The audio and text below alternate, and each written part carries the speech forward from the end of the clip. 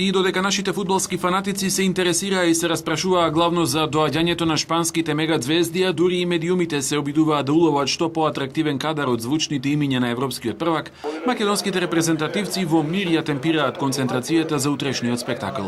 Фактот што незаслужено се во втор план донекаде и им одговара, особено поради амбициите во мундијалските квалификации. По-добра контрола пред двата одлучувачки направили против Шкотска и Норвешка не можевме да посакаме. Сета почит за фудбалската величина на шпанците, но нашите момци се со своја агенда. Треба да играме нашата игра, да веруваме во нашите сили и мислам дека ќе биде еден одличен надпревар во една добра атмосфера и ние сме спремни да го дадеме максимум. Селекторот знае утре со каква тактика да излеземе, да нашиот стадион тука и да одиграме машки. Така ќе се понашаме, да направиме еден добар резултат и да задоволиме Македонија и да тргнеме со еден добар резултат на овој нов стадион со новата трибина.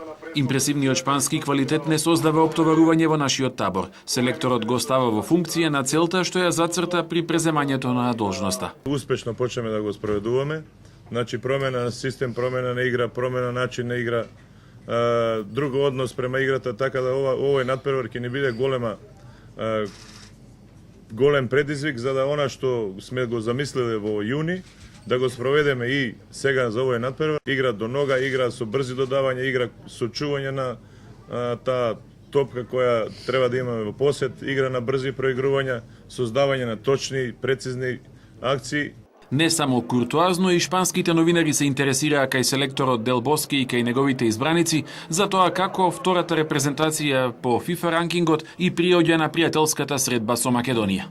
Веќе ја познаваме македонската репрезентација со оглед на тоа дека досега имаме одиграно 2 надпревари. Во екипата има доста добри поединци, всушност костурот на двата состава е доста стандарден. Јас се надевам дека утрешниот меч ќе биде во корист на напорите да се пласираме на мундијалот во Јужна Африка. Мислам дека разликата во FIFA ранкингот не е толку голем фактор, колку што можев да забележам и македонската селекција се уште има шанси за пласман. Екипата е доста млада, но со искуство, со одлични индивидуалци. Верувам дека нема да биде лесно со оглед на тоа дека и вие се надевате на мундијалот.